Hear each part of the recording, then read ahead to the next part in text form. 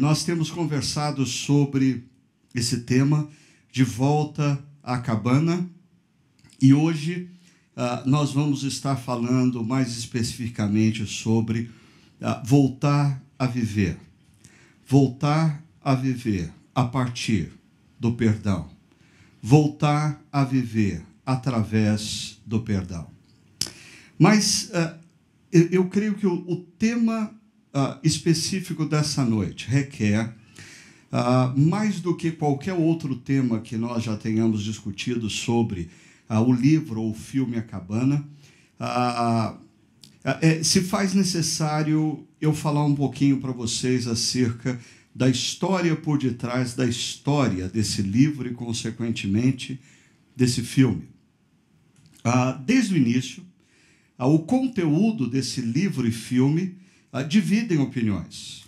Eu não sei quantos de vocês sabem, mas o conteúdo original que deu origem ao livro não foi feito para ser um livro. Na verdade, o autor Paul Young escreve um manuscrito no qual ele cria uma história que no Natal de 2005 ele entrega para os seus filhos.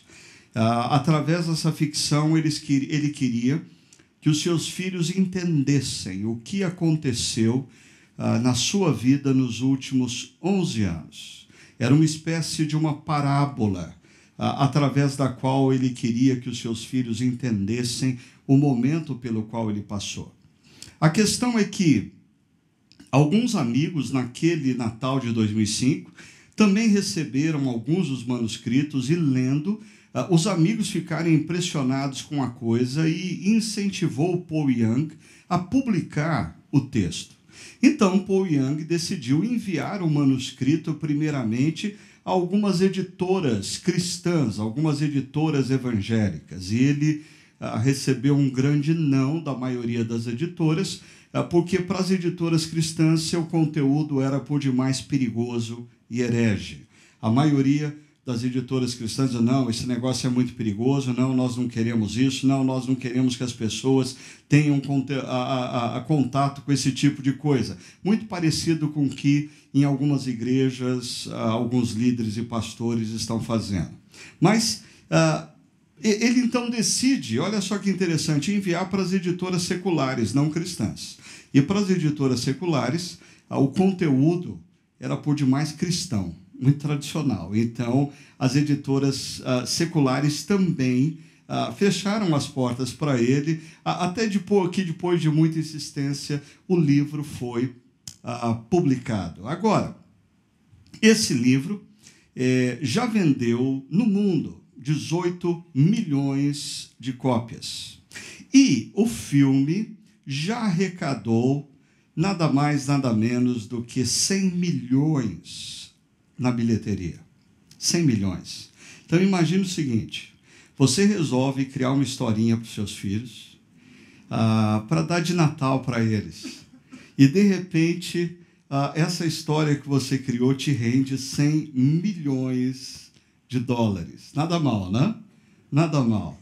A questão é que, apesar dos resultados do livro e do filme, o livro e o filme, eles são fruto de um momento muito doloroso da vida de Paul Young. E aqui eu queria contar um pouquinho para você da história por detrás da história. O autor de A Cabana, William Paul Young, ele é filho de missionários e ele viveu sua infância dividida entre um campo missionário em Papua Nova Guiné e um colégio interno. Ele, aos 6 anos de idade, ele era uma criança marcada pelo abandono emocional, pela agressão física e verbal e pelo abuso sexual. E não apenas uma vez, mas algumas vezes. Isso faz com que Paul Young talvez faça como alguns de nós, ele cria um porão na sua alma, ou ele cria uma cabana na sua alma, E ele lança nesse porão ou nessa cabana todos os sentimentos que ele não quer ter novamente contato com eles. Ele lança nesse porão ou nessa cabana todas as memórias que ele não quer se lembrar. Assim, a cabana, como diz Drell Marshall, alguém que entrevistou Paul William, a cabana é construída a partir da sua própria dor. É uma metáfora de lugares onde você ficou preso, se machucou ou foi ferido. É o lugar onde a vergonha e a dor estão no centro. Mas o que Paul Young faz a partir disso?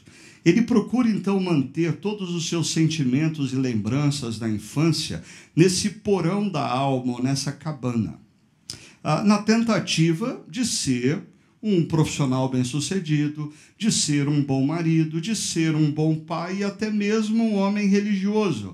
Mas por detrás, ou nos bastidores da sua alma, nos porões do seu ser, existem inúmeras questões mal resolvidas, dores com as quais ele teme ter contato, mas quer ele queira, quer ele não queira, essas dores ainda têm poder de influência sobre a sua vida. Aí, a vida de Paul Young desaba quando um dia a sua esposa olha para os olhos dele e diz: eu sei de tudo. Paul Young estava tendo um caso extraconjugal com uma das melhores amigas de sua esposa. E diante desse desnudamento, ele ia ter que tratar isso. E ele descobriu que para tratar isso, ele ia ter que entrar no porão. Ele ia ter que entrar na cabana. O personagem criado por Paul Young, Mackenzie Phillips, passa um final de semana na cabana. Paul Young passa 11 anos lutando para resolver algumas questões mal resolvidas na cabana da sua alma. O autor do livro De Volta à Cabana, Baxter Kruger, falando desse momento em que a esposa de Paul Young olha para ele e diz: eu sei de tudo, desse momento em que a vida de Paul Young desaba, ele é desnudado diante da sua esposa. Baxter Kruger diz o seguinte: Paul descobriu o que William Congreve, um outro escritor, quis dizer quando escreveu, preste atenção, homens, no inferno não há fúria maior do que a de uma mulher desprezada. Risada, né? Bom para vocês. Agora, não para por aí. William Congreve continua dizendo assim: essa, porém, não é toda a verdade. No céu não há aliado maior do que uma mulher que sabe amar. Aí, essa história por detrás da história lança luz sobre uma página do livro que 99,9% das pessoas não leram. A dedicatória. Porque na dedicatória, Paul Young diz assim: essa história foi escrita para os meus filhos e dedicada, em primeiro lugar, a Kim, minha amada. Obrigado por salvar minha vida.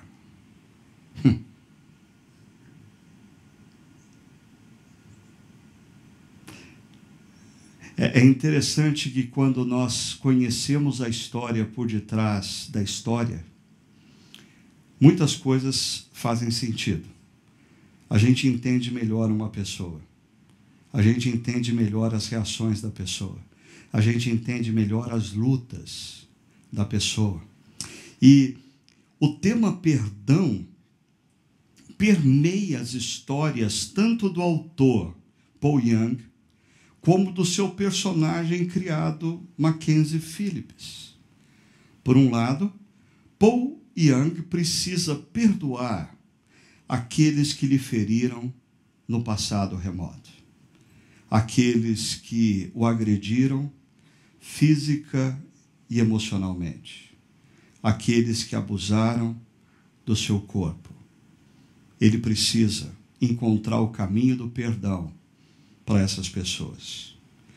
Por outro lado, ele precisa ser perdoado pela sua esposa e pelos seus filhos, pelo mal que ele gerou a eles.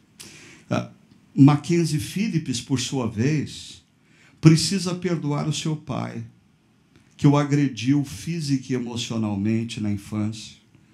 Precisa perdoar o assassino que roubou a vida da sua querida filhinha Missy. Mas Mackenzie Phillips tem talvez uma das dimensões mais desafiadoras do perdão, que é perdoar a si mesmo. Perdoar a si mesmo.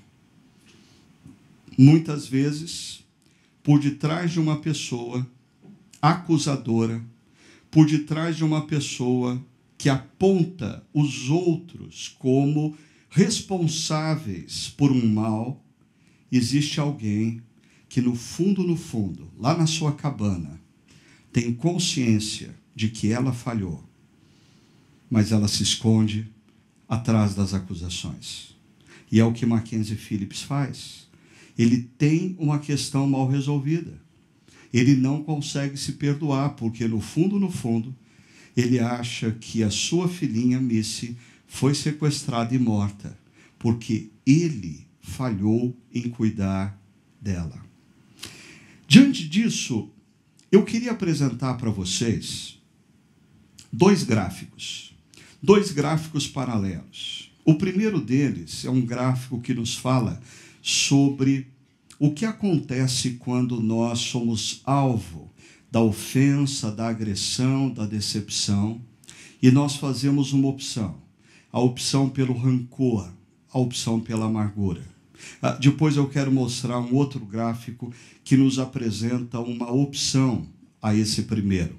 Então nós somos agredidos, nós somos alvos de uma traição, nós somos alvos de uma ofensa, e isso gera dor emocional. Então, deixa eu dar uma boa notícia para você aqui. A boa notícia é o seguinte: se você viveu ao longo da sua vida uma situação em que você se sentiu traído, se você viveu uma situação em que você foi ofendido, em que você foi agredido, uma situação em que você teve uma grande decepção de uma determinada pessoa e você sentiu dor emocional, a boa notícia é: você é perfeitamente normal. O que não é normal é você ter sido ofendido, agredido, abusado e não sentir nada em relação a isso. Isso é doentio. Você ter sido agredido, você ter sido ofendido, você ter sido alvo de traição e sentir dor emocional é perfeitamente compreensível e normal. E você precisa assimilar que essa dor é importante, faz parte do processo da cura. O problema é o que nós fazemos com a dor. Principalmente quando nós fazemos uma opção pelo rancor e pela amargura. Algo aconteceu, alguém me feriu, isso doeu emocionalmente e eu opto pela amargura, eu opto pelo rancor. Eu decido que eu vou me alimentar diariamente das lembranças do que a pessoa me fez. Eu decido que eu vou constantemente, semanalmente, mensalmente, anualmente checar, para que a minha mente não se esqueça dos detalhes, para que o meu coração não cicatrize. Eu mantenho a ferida aberta porque é uma questão de honra. Eu não quero ser curado, eu quero que essa amargura persista. É interessante isso. Mas a maioria das pessoas fazem essa opção. E essa amargura começa a gerar um sentimento, um desejo de vingança, de retaliação à pessoa. É daí que surgem expressões do dia: ah, um dia essa pessoa me paga. Ah, o mundo dá voltas. Essa pessoa um dia vai estar nas minhas mãos. Ah, deixa estar. Nada como um dia após o outro. Vingança. Como é que é? É um prato que a gente come frio. A questão é que um dia emerge a situação propícia. E você agride com palavras ou agride com atitudes. Você revida, você desconta, você faz a pessoa pagar pelo que ela fez por você no passado. O que você não se dá conta, talvez, é que quando isso acontece, você se tornou o ofensor de uma pessoa. E essa pessoa agredida, traída, ofendida, sente a dor emocional.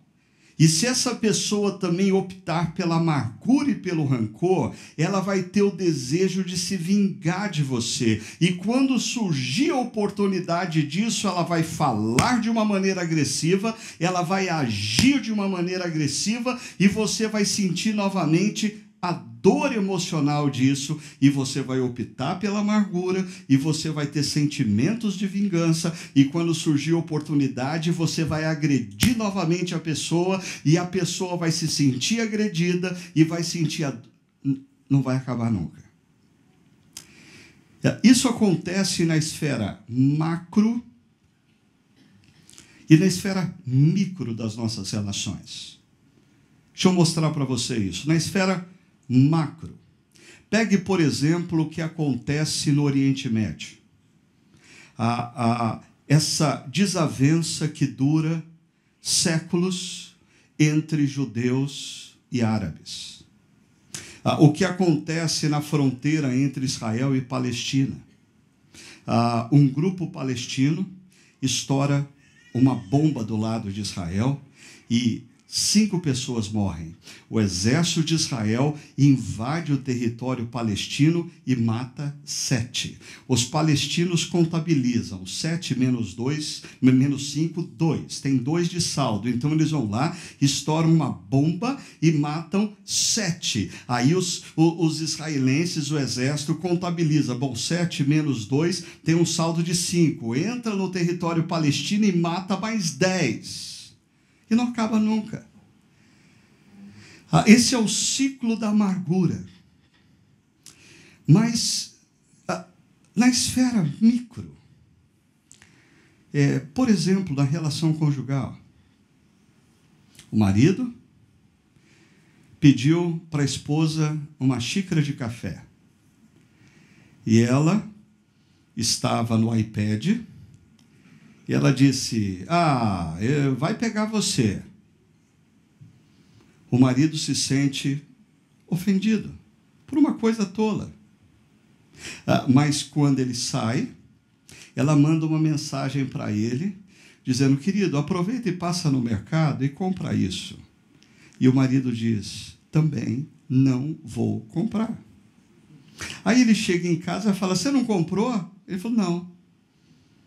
Aí ela diz: ok, ele não comprou, não vai ter jantar. Ele que se vire. Quando ele fala: querida, o que a gente vai jantar hoje? Ela falou: não sei, você não comprou nada no mercado.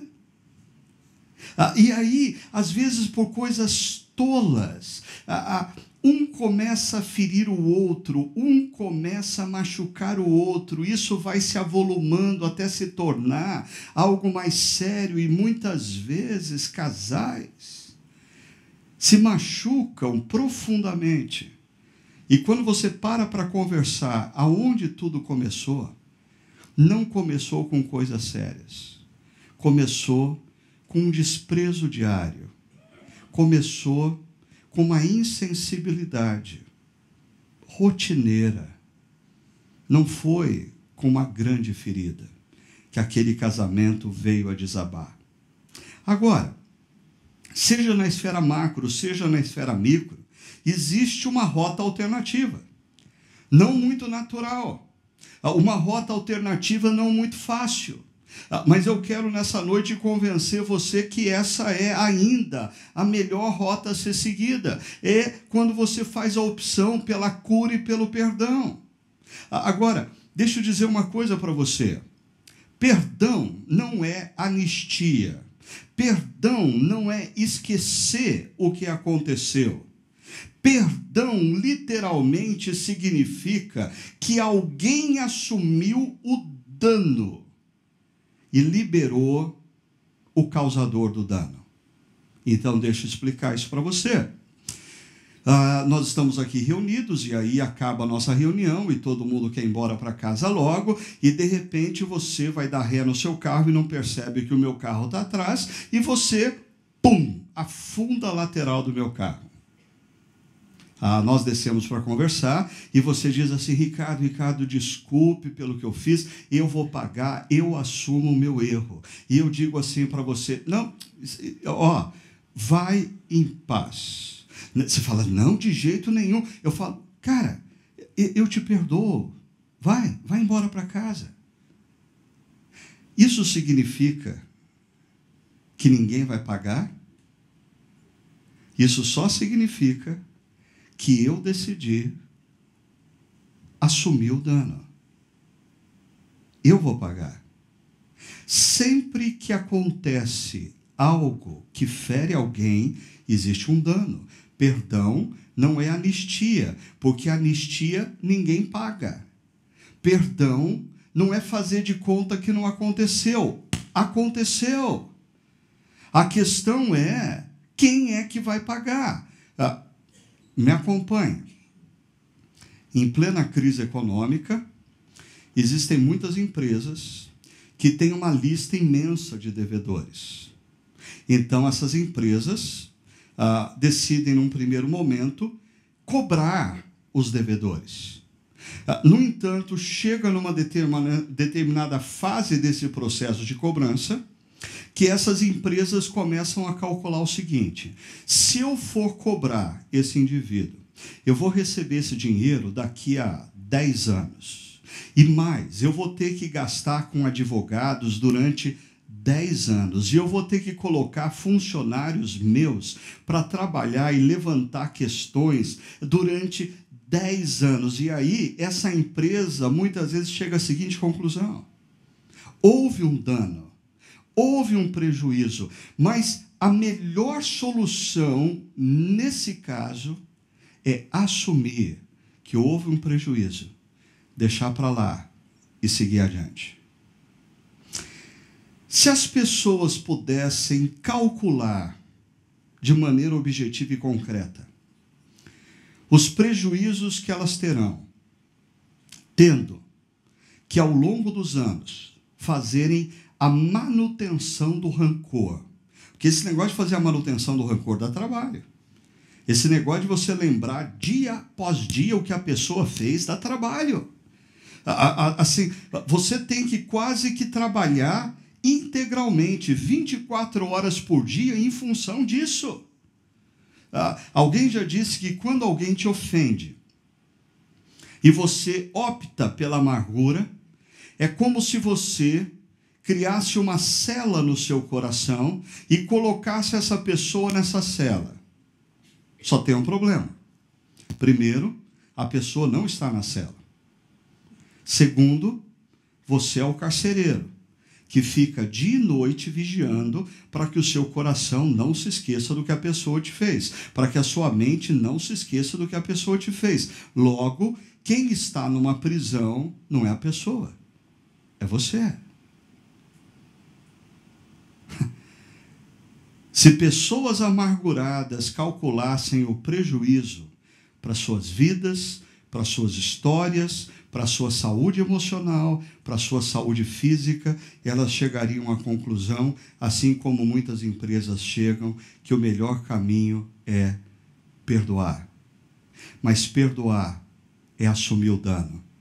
Perdoar não é anistiar. Perdoar não é fazer de conta que não aconteceu. Tanto que, nesse processo, é imprescindível que você, como ofendido, identifique o que aconteceu, identifique qual foi a ofensa. Esse negócio de perdoar a pessoa por qualquer coisa, ou aquele indivíduo que chega para você e diz assim, perdoa aí qualquer coisa, desculpa aí qualquer coisa. Se o cara não tem consciência do que ele fez, eu vou perdoar ele do quê?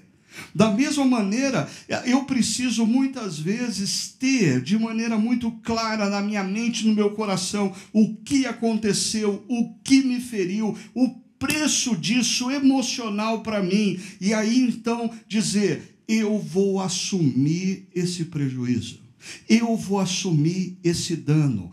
Pardonum, através do dano, perdão.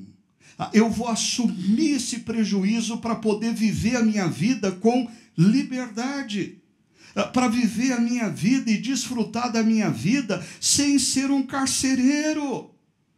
Eu não quero ser um carcereiro. Por isso, o perdão, inúmeras pessoas já disseram isso, não é novo que eu vou dizer agora. Mas o perdão, o maior benefício do perdão não vem para o ofensor perdoado. O maior benefício do perdão reside na vida daquele que oferece o perdão. Por isso, você talvez viva situações nas mais variadas áreas em que você pense assim, mas ele não se arrependeu. Mas ela não demonstra arrependimento. Para! Você está confundindo as coisas. A primeira coisa que você precisa trabalhar e pensar é na sua saúde física e emocional, na sua sanidade intelectual e emocional, e para o seu bem, para a sua sanidade, para a sua paz, você deve oferecer o perdão. Esse é o melhor caminho para você. É claro, os efeitos do perdão só têm efeito transformador na vida do ofensor quando ele passa pelo processo de arrependimento. Mas o perdão não está condicionado. Às vezes, nem mesmo a pessoa estar presente diante de mim. Eu a libero no coração. Talvez alguns de vocês estejam aqui presos a processos de amarguras que o ofensor nem sabe que você está ofendida. E você pode liberá-lo hoje, perdoando. Uma última coisa sobre esse gráfico. Perdão não é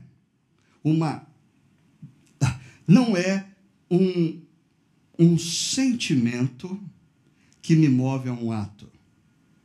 Ninguém acorda numa manhã dizendo, eu acordei assim, sentindo uma vontade enorme de perdoar aquela pessoa. Olha, hoje eu estou doido de vontade para perdoar alguém. Ninguém se sente assim. Porque o perdão é um movimento que vai na contramão de tudo que a gente é depois do que aconteceu em Gênesis 3. Perdão é uma decisão que dá início a um processo. Você toma uma decisão, eu vou perdoar. E aí tem início um processo. Um processo que pode durar dias, semanas, meses, anos. Um processo, veja a linha verde ali, que faz com que você hoje diga assim: eu tomei uma decisão, eu perdoei. Aí você passa 2, 3 dias livre do sentimento de amargura. Aí você está vasculhando lá no seu Facebook que alguém curtiu uma coisa que o seu ofensor postou e aquilo pipoca assim na sua cara, e quando você vê, te traz à mente tudo que a pessoa fez, tudo que a pessoa falou, e você é assaltado pela possibilidade de voltar ao ciclo da amargura, e você tem que lembrar sua mente e o seu coração: eu tomei uma decisão de perdoar, eu não vou percorrer o ciclo da amargura, eu vou continuar no ciclo do perdão, e você vai decidir outra vez perdoar. Aí se passam 2, 3 semanas e você está num jantar na casa de amigos e alguém faz menção, e a pessoa nem sabe que você estava amargurada com aquela pessoa, faz menção dessa pessoa e fala: pô, você viu fulano como ele está bem? Você viu como os negócios dele estão sendo bem sucedidos? Você viu o carro novo que ele comprou? E aí você é tomado novamente, assaltado por aquele sentimento de amargura e rancor, e você vai ter que lembrar sua mente e o seu coração da decisão que você tomou pelo perdão e se manter no ciclo do perdão. Guarda isso. Perdão é uma decisão que dá início a um processo. Nelson Mandela, na sua biografia, ele descreve o momento em que ele estava saindo da prisão, onde ele esteve injustamente por anos. Ele passou injustamente os melhores anos da sua vida aprisionado. E quando ele está saindo, ele diz assim: quando eu saí em direção ao portão que me levaria à liberdade, eu sabia que, se eu não deixasse minha amargura, o meu ódio para trás, eu ainda estaria numa prisão. Faz todo sentido.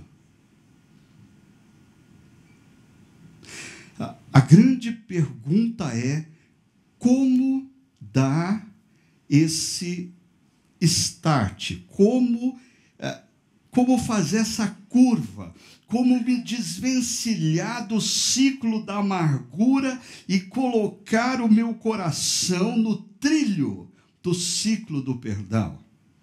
Para tanto, eu queria convidar vocês para refletirem em algumas palavras do apóstolo Paulo. Em Efésios capítulo 4, verso 31 e 32, olha o que o apóstolo Paulo diz: livrem-se, é um imperativo, de toda amargura, indignação e ira, gritaria e calúnia, bem como de toda maldade. Para um pouquinho e observe comigo uma coisa. O apóstolo Paulo usa um imperativo: livrem-se, libertem-se, se desamarrem do quê? Aí ele coloca 3 sentimentos: amargura, indignação e ira. 3 sentimentos que nós precisamos manter longe do nosso coração no ciclo do perdão. Ok? Aí vai para a segunda linha.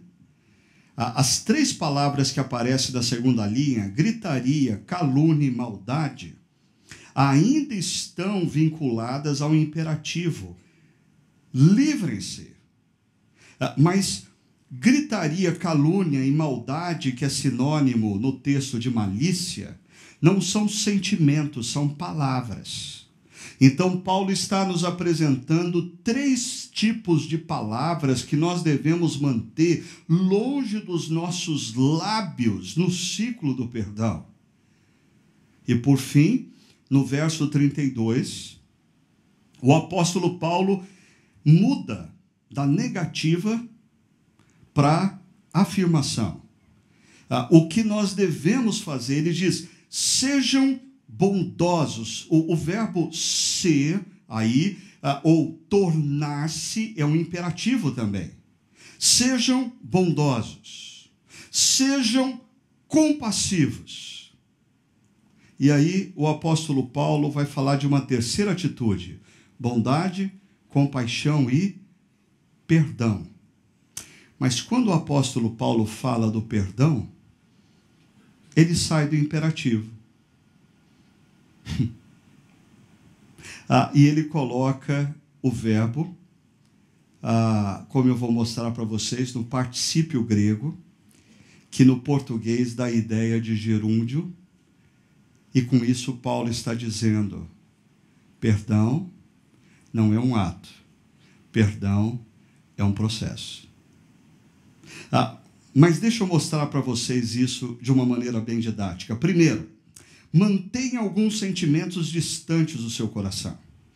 Se você opta pelo ciclo do perdão, você precisa manter alguns sentimentos distantes do seu coração. Primeiro sentimento, o sentimento da amargura. O que é amargura? É um ressentimento que se alastra e contamina a nossa alma, o nosso coração e a nossa vida. Em Hebreus capítulo 12, essa palavra é repetida e ela faz uma espécie de uma analogia com o câncer. O câncer, quando não identificado, ele se espalha pelo nosso organismo, ele vai tomando membros do nosso corpo, e quando nós detectamos o câncer tardiamente, ele tomou conta do nosso corpo.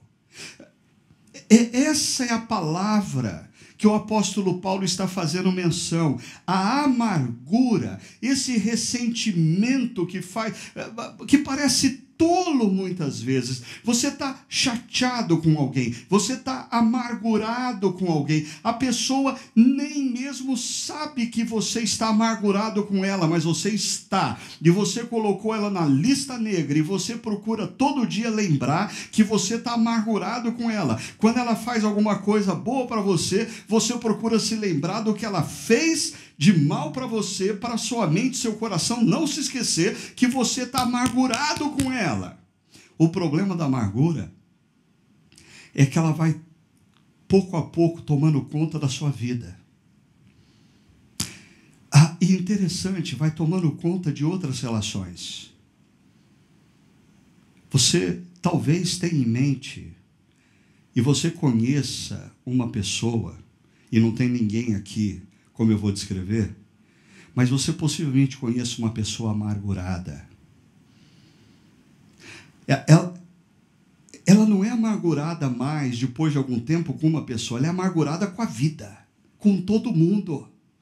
Porque a amargura tem esse poder de te contaminar como um todo e começa a contaminar os seus relacionamentos. Segundo sentimento que nós precisamos manter distante do coração é a indignação. A indignação é a raiva que emerge diante de injustiças e afrontas. Indignação é o que a maioria de nós sente toda noite quando assiste o telejornal nos últimos dias. Indignação é o que você sente ouvindo os depoimentos dos delatores e ouvindo as declarações dos deputados. Eu não conheço esse sujeito, eu nunca fiz nada, eu nego tudo que ele disse. É isso que você sente, indignação. A indignação é um impulso. A indignação é um sentimento que emerge e você não tem o controle sobre a emersão dele. Mas o grande problema é quando você começa a dar vazão para a indignação e você começa a se habituar com a indignação, e de uma pessoa que é assaltada por sentimentos de indignação passa a ser alguém indignado. Aí você briga no trânsito, Você fica indignado porque o cara não dá passagem para você na rodovia e você começa a piscar o farol alto na nuca dele. Você fica indignado com o sujeito que parou em fila dupla e buzina na orelha dele. Você fica indignado com o sujeito que entrou na fila preferencial e ele não parece ter 60 anos de idade. Você se torna um sujeito indignado.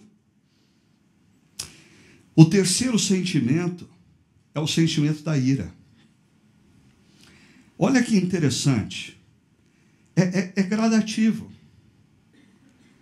Você deu vazão à amargura, a amargura te contamina como um todo. Você começou a dar espaço para a indignação e você começa a se tornar alguém indignado. E a base da ira é a indignação. A ira é um furor, um desejo de fazer justiça com as próprias mãos, que nasce da indignação. Percebe o que Paulo diz? Que nós devemos nos livrar desses sentimentos. Porque esses sentimentos, eles não vão fazer bem nem para a gente, nem para aqueles que estão à nossa volta. Esses sentimentos, eles emergem de forma quase que natural. Quando você é ofendido, você é tentado a se amargurar. Quando você vê uma injustiça, você sente a indignação. Quando você é alvo de uma injustiça, você tem o desejo de fazer a justiça com as próprias mãos. Mas o apóstolo Paulo está dizendo, nós precisamos manter esses sentimentos longe dos nossos corações. Eles não fazem bem para as nossas vidas, nem para aqueles que nos cercam ainda. Existem palavras que nós precisamos manter distantes dos nossos lábios. E quais são essas palavras? Associadas ao imperativo, livrem-se de toda gritaria. O que é gritaria? É discutir ou falar alto. Mas você já parou para pensar qual é a motivação de quem começa a discutir e falar alto? A motivação é tornar público o que é privado. Existe um problema privado e eu estou me sentindo injustiçado, eu estou me sentindo ofendido, eu estou me sentindo agredido, então eu começo a gritar. Sabe para quê? Para que todo mundo saiba que ele é o ofensor. Desculpa, o problema é que quando as pessoas veem você gritando, elas começam a ficar em dúvida de quem de fato é o agressor, quem é o ofensor. Essa semana mesmo eu estava sentado numa mesa de almoço e um sujeito estava me contando como que ele resolveu um problema com uma concessionária. Ele comprou um carro, o carro deu problema, ele voltou lá na concessionária, e a concessionária disse assim, olha, o senhor vai ter que esperar 15 dias para a peça chegar. Ele esperou 15 dias, voltou lá, a peça não chegou, e disse, o senhor vai ter que esperar mais 15 dias. E depois, então, de 30 dias com o carro parado, ele volta lá e diz, e aí a peça, a concessionária diz, olha, nós não temos essa peça e nós não temos previsão de entrega dessa peça. E ele, então, foi tomado pela indignação, pela ira, e começou a alterar a sua maneira de falar. E quando ele estava saindo, ele encontrou um amigo entrando na mesma concessionária. E ele cumprimentou o amigo e perguntou o que o amigo estava fazendo lá. E o amigo falou, eu estou pensando em trocar de carro, e eu vim dar uma olhada no que tem aqui. E aí ele começou a gritar. Ele começou a falar para o amigo assim, de jeito nenhum, você vai comprar um carro dessa concessionária? Isso, rapaz, é a maior besteira que você vai fazer na sua vida. Essa concessionária não dá assistência aos clientes. Essa concessionária não repõe as peças. Eu estou com um carro parado há 30 dias e eles dizem que não tem previsão. Saia daqui agora, não faça essa grande besteira na sua vida. E todo mundo começou a olhar, clientes, funcionários, e ele gritava, por quê? É uma estratégia de tornar uma questão privada pública. E é uma forma de eu agredir o outro. Ainda, fala da calúnia. Livrem-se de toda espécie de calúnia. Calúnia é falar mal de alguém, criando ou intensificando os fatos. Você já percebeu que sempre que você está em conflito com alguém, alguém lhe ofendeu, alguém lhe decepcionou, alguém lhe traiu, quase que o mecanismo natural que a maioria das pessoas fazem uso é procurar os amigos e parentes em comum para contar a sua versão. Qual a intenção? Fazer aliados. O Alexandre me fez algo que me ofendeu. Só que o Alexandre diz que não fez. E eu estou batendo boca com o Alexandre porque eu digo que ele fez. Ele diz que não fez. E eu digo que ele fez. Ele diz que não fez. Mas eu e Alexandre temos muitos amigos comuns nessa comunidade. Então, eu começo a aproveitar todas as oportunidades que eu tenho para dizer assim, aproveitando que a gente está tomando esse café, Raul, eu queria dizer, ora pelo Alexandre. Você não sabe o que aconteceu? Deixa eu contar, porque eu acho que é importante você saber pelo que você precisa orar. E aí eu conto a minha versão. E o que eu estou fazendo? Eu estou fazendo uma calúnia. A calúnia, sim, tem o sentido de você falar sobre alguém o que talvez não tenha acontecido. Mas a calúnia tem a ver também com você intensificar fatos e não dar o direito para a pessoa se defender. A sua intenção é detonar a imagem da pessoa diante de amigos e conhecidos. Terceiro tipo de palavra, a malícia. Toda e qualquer forma de maldade, a palavra aí é malícia. A palavra maliciosa que denigre e sabota a imagem do outro. Deixa eu mostrar para você como esse negócio é verdadeiro e vou além. Às vezes não precisa nem de palavra. Não precisa nem de palavra. O cara está meio chateado comigo. Eu não correspondi às expectativas dele. E aí você chega para ele e você não sabe disso. E você diz assim para ele, puxa vida, hein? Que palavra do Ricardo. E olha bem para a minha cara. O cara que está chateado fala assim, o Ricardo. O Ricardo.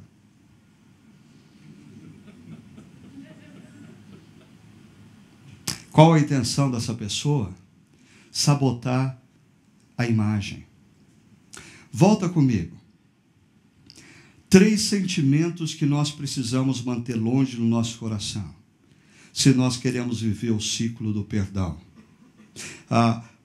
Nós precisamos manter longe a amargura, porque ela nos contamina e nos destrói. A indignação, porque ela vai fazer nascer em nós a ira.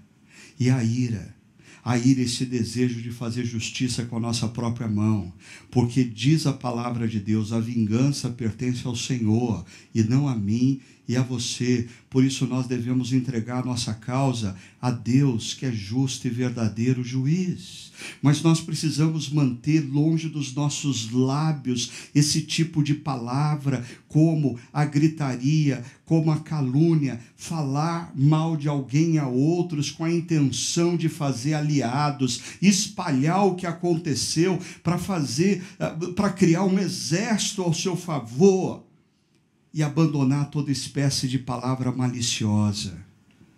A palavra maliciosa é essa que você fala mal da pessoa, mas de uma maneira tão sagaz, mas de uma maneira tão sensível, que nunca a pessoa vai poder provar que você falou mal dela.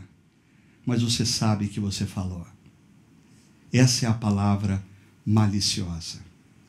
Mas aí então, o apóstolo Paulo muda o cenário e parte para atitudes positivas que nós devemos ter. A primeira atitude, nós precisamos ter atitudes constantes em nossa vida de bondade. Sejam bondosos. A bondade, é simples você entender o que é bondade. Para mim, bondade é amor em ação.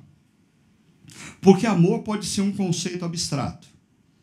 Amor prático é bondade. Ser cordial com uma pessoa é bondade. Ser carinhoso com uma pessoa é bondade. Abrir a porta para alguém passar é bondade. Deixar a pessoa entrar primeiro no elevador é bondade. Fazer um bolo e levar para o seu vizinho é um ato de bondade. Saber que alguém está doente e visitar é bondade. Fazer atos de amor concretos para outras pessoas, especialmente para aqueles que te feriram, te decepcionaram, é bondade. Segundo, sejam compassivos. O termo aqui está associado ao sentimento de misericórdia para com o outro. É a decisão de olhar e avaliar os outros através da misericórdia. Deixa eu explicar esse negócio para você, porque na minha vida isso faz todo sentido. Não poucas vezes, na minha vida e na minha história, eu me deparei com uma pessoa que num primeiro momento eu dei até um pulo para trás assim, o jeito da pessoa falar, o jeito agressivo dela agir, o jeito rude dela falar, no primeiro momento eu pensei, eu não quero essa pessoa no meu ciclo de amizades. Ela é rude demais, ela é grosseira demais, ela é agressiva demais. Aí, Deus providencia o momento em que eu posso conhecer a história da pessoa. E quando eu escuto a história que está por detrás da pessoa, eu tiro os óculos da justiça e coloco os óculos da misericórdia. E a partir daí, tudo o que essa pessoa faz, eu passo a ver através de outros óculos, o da misericórdia. Muitos dos nossos problemas de relacionamento são decorrentes do fato de que hoje em dia nós não arrumamos tempo para ouvir a história do outro. Quando a gente quer saber mais sobre alguém, a gente procura ver se ela tem perfil no Facebook. A gente não tem tempo para sentar e tomar um café e dizer, me conta a sua história. Existem esposas indignadas com seus maridos, existem maridos indignados com suas esposas, simplesmente pelo fato de que eles nunca pararam para pensar qual é a história do outro. Se algumas esposas indignadas parassem para pensar na história do seu marido, entenderia o porquê ele não consegue ser sempre o homem que você gostaria que ele fosse. Ele nem teve essa imagem em casa. Ele está tentando ser, mas ele nunca teve essa imagem.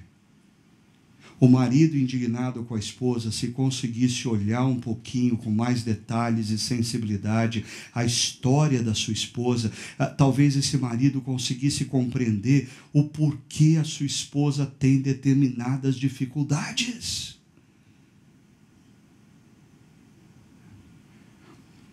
Quando a gente escuta a história dos outros, a gente usa mais os óculos da misericórdia e menos o da justiça. Mas eu queria terminar falando da última atitude que o apóstolo Paulo aponta para nós. E aqui, como eu disse no início, acontece uma coisa interessante, porque ele está falando de imperativos. Ele usou já três sentimentos do imperativo, 3 palavras do imperativo, 2 atitudes do imperativo, e na terceira atitude ele muda para o particípio. O que dá a ideia de que o perdoar-se mutuamente não é um ato que a gente faz hoje e está resolvido, mas é um processo. Perdoar é uma decisão que dá início a um processo. Interessante. Eu sempre ouvi aquela resposta de Jesus a Pedro, quando Pedro pergunta: mas Senhor, quantas vezes eu devo perdoar um ofensor? E Jesus diz 70 vezes 7. Eu sempre entendi assim: o cara vai me ferir 70 vezes 7. 70 vezes 7 situações diferentes, e eu vou ter que perdoá-lo todas essas vezes. Desculpa, mas é um pouquinho mais complicado. Porque se perdão é um processo, talvez, em muitos relacionamentos, eu vou ter que perdoar uma pessoa pela mesma ofensa que ela fez dentro de mim 70 vezes 7 vezes. É o que eu disse no início. Você diz hoje: eu tomei a decisão, eu vou perdoar. Você passa 2 dias libertos da amargura. No terceiro dia, a amargura volta a te assaltar. E o que você tem que fazer? Decidir novamente perdoar. Aí você passa 1 semana sem se lembrar do que a pessoa fez, e aí de repente a coisa te assalta outra vez, e o que você tem que fazer? Perdoar. E aí você passa 1 mês sem se lembrar do que aconteceu, mas um dia alguém cita o nome da pessoa e vem tudo à sua mente do que a pessoa fez por você, e o que você tem que fazer? Perdoar. Você vai ter que perdoar 70 vezes 7 o mesmo ato. É um processo. É um processo. Assim, se está difícil para você, o apóstolo Paulo termina o texto dizendo assim: façam como Jesus fez com vocês. Simples assim. É difícil perdoar? Perdoe como Jesus te perdoou. Mas como Jesus me perdoou? Deixa eu te lembrar. Você talvez se ache bonzinho, mas você faz parte de uma raça que vem dos nossos primeiros pais, que se rebelaram contra o Deus Criador. Nós somos descendentes daqueles que viraram as costas para o amor do Deus Criador. Nós somos derivados daqueles que decidiram viver por conta própria a parte da sabedoria do Deus Criador. Isso não está muito distante, não. Quando nós olhamos e ponderamos na nossa própria vida, ao longo da nossa vida, inúmeras vezes nós nem sequer ponderamos acerca do que a sabedoria do Deus Criador diz. A gente simplesmente fez o que a gente queria fazer. A gente simplesmente fez o que a gente achava certo fazer. Nós erramos, nós pecamos, nós ofendemos o Deus Criador continuamente. Nós ferimos o Deus Criador naquela cruz. Ele sangrou por causa dos meus erros e por causa dos seus erros. Mas o que é surpreendente é que o Deus Criador não responde ao que nós fizemos com justiça. Ele responde com bondade, com misericórdia,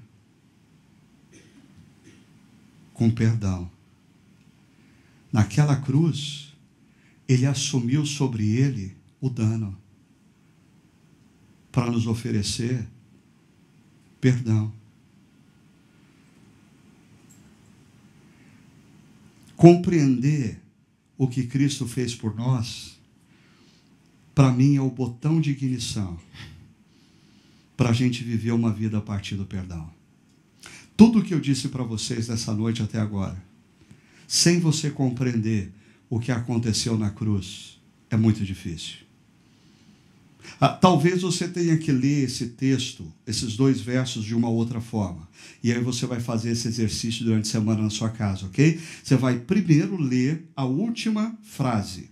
Assim como Deus os perdoou em Cristo. Aí você volta para o início. Aí vai ficar mais ou menos assim. Porque Cristo nos perdoou, sejamos livres de toda amargura, de toda indignação e de toda ira. Porque não pega bem para ofensores perdoados andarem por aí cheios de amargura, indignação e ira. Nós somos ofensores perdoados. Porque Cristo nos perdoou, sejamos livres da amargura, da indignação e da ira. Assim também de toda gritaria, calúnia e malícia, porque não pega bem para ofensores perdoados como eu e você, a gente andar por aí falando de forma alta, gritando, caluniando e falando de maneira maliciosa acerca das pessoas. Sejamos livres da amargura, indignação e ira, assim também como da gritaria, calúnia e malícia, a fim de sermos homens e mulheres bondosos, compassivos e prontos para perdoar. Mas tudo começa na compreensão de que nós fomos perdoados. Você entrou hoje aqui, talvez preso nesse ciclo da amargura. Eu não tenho dúvida nenhuma, eu não preciso ter uma experiência sobrenatural e dizer que Deus disse ao meu coração. É só conhecer o ser humano para saber que alguns de vocês estão presos no ciclo da amargura há anos. A vida parou.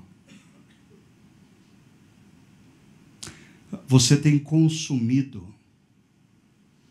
boa parte do melhor que você tem em você para manter viva em você a amargura. Seus relacionamentos estão travando cada dia mais, porque você deixou de ser alguém que sente amargura para ser uma pessoa amargurada. Você precisa romper esse ciclo. Você precisa tomar uma decisão. Você precisa compreender, olhando para a cruz, o que Jesus Cristo fez por você, o que Deus fez por você, e você precisa deixar que o amor e o perdão de Deus oferecido por você gere em você uma nova opção. A opção pela cura e pelo perdão. Isso não significa anistia. Isso não significa fazer de conta que não aconteceu nada. Aconteceu. Aconteceu, você foi ferido. Você teve dano. Você foi prejudicado. Mas o que você vai ganhar passando o resto da vida querendo que a pessoa que te ofendeu, que te feriu, pague pelo que ela fez? Entrega essa causa a Deus. Decide hoje pelo perdão.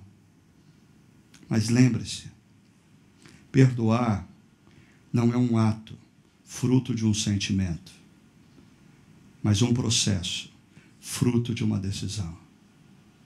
Perdoar não é um ato, fruto de um sentimento, absolutamente ninguém aqui está morrendo de vontade de perdoar. Mas perdão é uma decisão que dá origem a um processo. Já já nós vamos encerrar e nós vamos sair pelas portas desse auditório. E a pergunta é: como que você vai sair?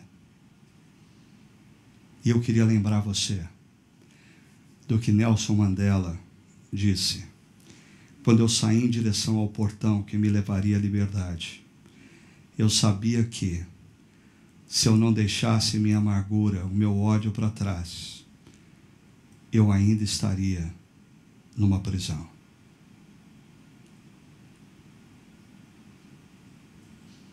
Vamos orar? Senhor,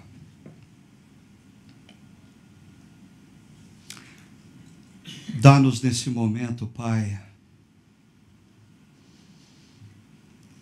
uma sensibilidade, uma consciência acerca do que o Senhor fez por nós na história e principalmente naquela cruz. Nos convence, Senhor, que diante daquela cruz, nós somos os ofensores e o Senhor, o ferido, o machucado, que insiste em nos oferecer perdão. Que o teu perdão por nós, que é pleno, que é imensurável,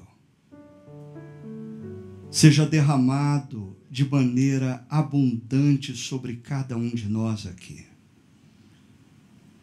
Que nesse momento o Senhor traga pela última vez os atos, os pecados, os erros mais horrendos que nós já cometemos na vida, mas que nós tenhamos uma convicção de que o Senhor, através da tua maravilhosa graça, nos perdoou e nos liberou da culpa desses erros. Agora, Pai, traz à nossa mente os nossos ofensores. Sejam eles pequenos ofensores, sejam grandes ofensores. E que a tua graça, derramada através da cruz de Cristo, nos mova na direção do ciclo do perdão. Que uma decisão esteja sendo tomada hoje em nossos corações. Uma decisão que dá origem a um processo.